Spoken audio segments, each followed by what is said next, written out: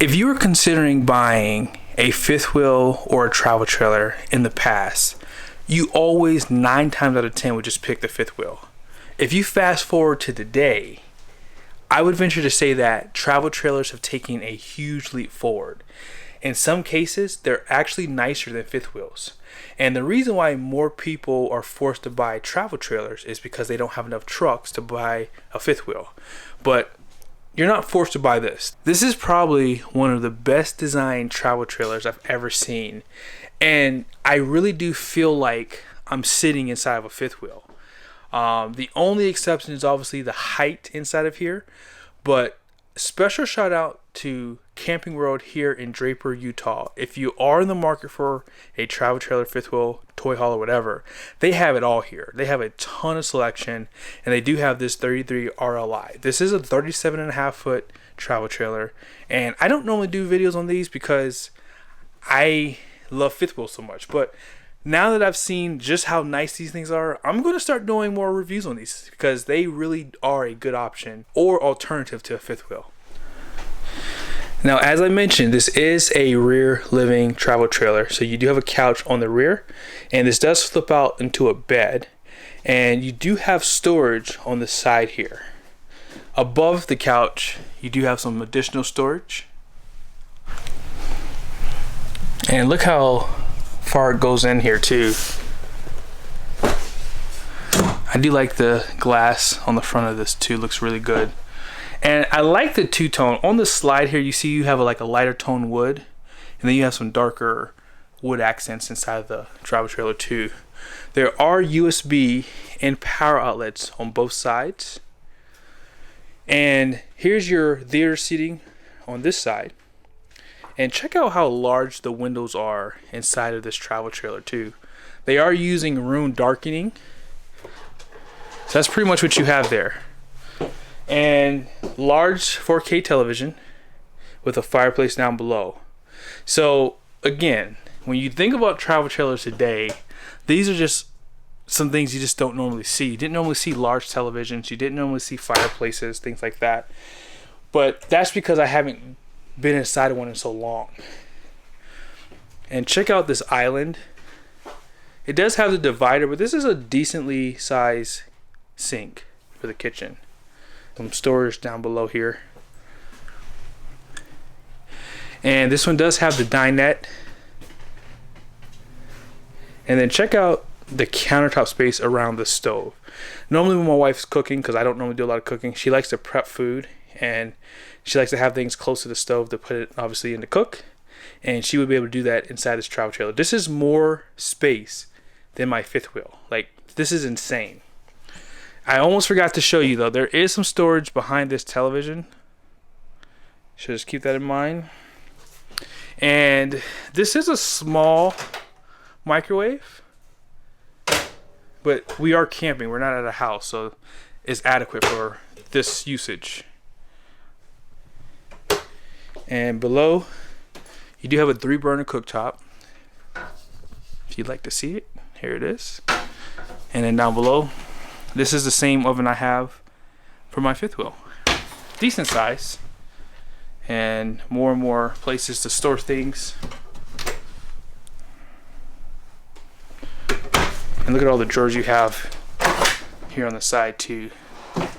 It's quite a bit. It's pretty deep. And just below the sink, tons of storage down here too. I'm starting to see more and more RVs use 12-volt refrigerators. This is a Norcode.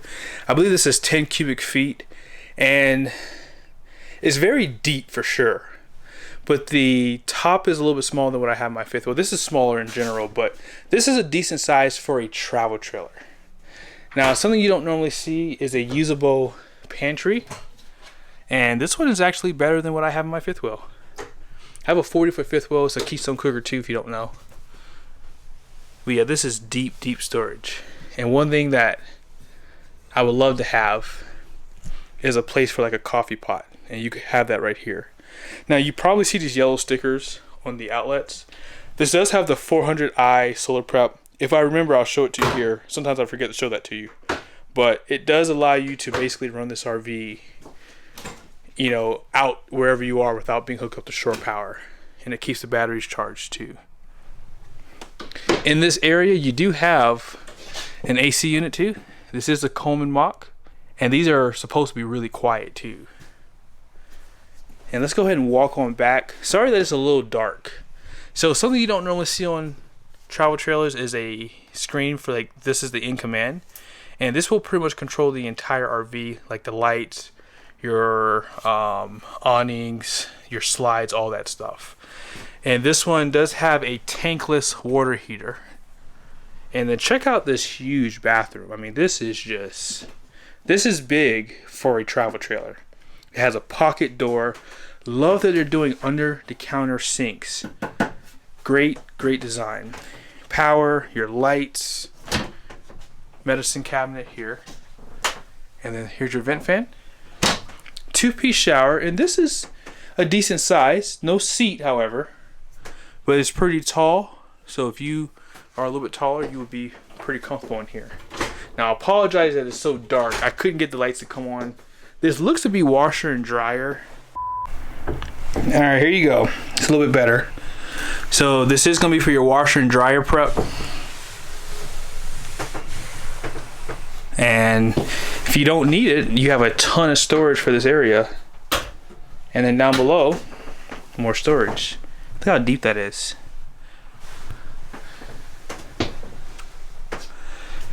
And then walking on back into the master bedroom, huge hallway. You see that? You don't normally see that in a travel trailer. This feels like a fifth wheel, I'm telling you. Tall ceilings. And do you see how it kind of bows too? So it gives you that effect that you have even more. And this looks to be a king size bed. You do have storage above with lights. And huge storage below the bed. And wow, looks to be like a home style dresser. So here's some of the storage and drawers here. Quite a bit, and even above. I mean, just check out how deep this is. And if that's not enough, I mean, listen, this closet is huge. The rod goes side to side. Now, I will say, not picking on Keystone because some other ones do that. If you're going to use this for full time, you're going to have to reinforce this closet, because the way that this is sitting right now, it's going to fall right off if you put a bunch of heavy coats and a lot of heavy stuff on here. But this is huge. They almost could have put the washer and dryer up front if they wanted to, but it doesn't have enough space, obviously. But let's go ahead and go outside. I don't know if I mentioned, they do have power outlets on both sides and USBs on both sides of the bed too. Now up front, they do have a power tongue jack with a light on it. And these look to be two 30-pound propane tanks. And then check out the frame. Sorry, the snow's on there. Dual batteries. And they may even actually have the batteries too, which are the Dragonfly. And unfortunately, you can't see the front cap, but you can see that online. But check out the storage here on the side. This is pretty big for a travel trailer. And this does have the in-command system, and that's what this is all for here. Some lights with tire link. And then check out your jacks for your leveling. Believe it or not, this does have auto leveling, and look how big the feet are for them too. You don't normally see that on travel trailers. You do have one awning up front here with two speakers above, power outlets, and if you want to put a TV on the outside, you can. And then these are the Lippert solid steps. These are really wide too, if you just kind of take reference to my feet there. And one thing I like about Keystone that they've changed is they used to put a black material here, and whenever the sun would hit it, I have it on my RV, it gets so hot you can't even touch it. But this material being a lighter color, it may not absorb heat as much, so I like that they've done that. This is a cable driven slide, and they're using Goodyear tires. That is a huge plus. That's one less thing you have to do to your RV when you get it. And then these are going to be 225 75 15, so it's a 15-inch wheel. 80 psi's, and these are going to have 2,830 pounds of capacity. So that's not bad. Not bad at all. Tandem axle and 4-point auto leveling too. And here's your second awning. Something you see on fifth wheels. I'm telling you, this is the best option travel trailer I've seen. They did still put an accessory hitch on the back, so it's going to be ready for 300 pounds. And it does have a camera prep too. LED lights out back. Now you're going to have a 50 amp power supply. I didn't show it to you, but this does have 2 AC units. And then here's your wet bay out back. And for the most part, it's all pretty much protected from the elements too. Here's your second slide, is also going to be cable driven.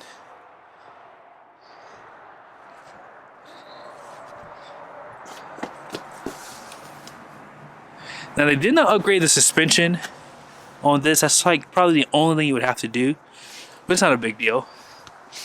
And then check out where you dump at. It's a decent area for it, and it looks like it's pretty much protected. You would have to leave those valves closed in the wintertime, obviously, because that pipe runs from the kitchen down, and that could freeze up. But tankless water heater. This is the back of your furnace. I believe this might be in the bathroom area too. And this is going to be a rack and pinion slide. I wish all 3 of the slides could be rack and pinion personally, but we won't go there. And then check this out. This is under the bed. They pretty much put carpet in here, but this is basically the back of the bed. So I like that they gave you this extra storage for the outside. Really smart. And then this is going to be the other side of the basement area, so you're going to see some of your solar on this side. And that inverter's right above. And then this does have auto leveling, as I mentioned. Let's go ahead and take a look at the numbers. This does have an unloaded vehicle weight of 8,690 pounds, so that's how it gets shipped with all the options on it. The gross vehicle weight rating is 10.5, so that's the maximum amount of weight this RV can be. And then gross axle weight rating, each axle is going to be 5,100 pounds. And you can add 1,750 pounds of cargo to this travel trailer, so that's not bad. So I asked the question, could a Toyota Tundra pull a 37-foot travel trailer? And the answer is yes. However, you will run out of capacity, which I'm going to show you here in this video. Now, this is a video I did on a Toyota Tundra, and if you would like to watch it, I will put it at the end of this one. But let's go ahead and take a look at some of the capacities for this truck.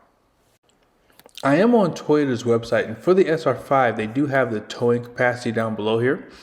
So it's showing the maximum towing capacity is going to be 11,160. And maximum payload, which is advertised, is 1820. Now, obviously, when you get the truck, it's going to have a lot less because of all the options.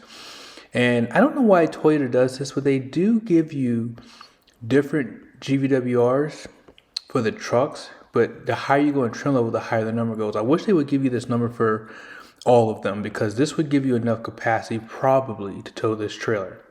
Now, I did go into the owner's manual online, and you have to find this model code here to get the gross combined weight rating. So this is going to be the gross combined weight rating for this truck. I'm on Keystone's website, and I wanted to show you some of the numbers. That way you understand where I'm getting them from.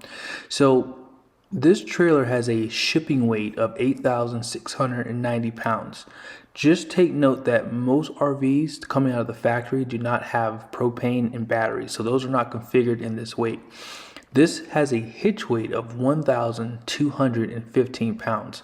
It's also a really long travel trailer too. So I would venture to say, when you see these two numbers this high, I would almost venture to say this is going to be 3/4 ton to 1 ton territory. But we're going to do the numbers for this Tundra because, hey, you already bought the Tundra, so let's see if it'll work.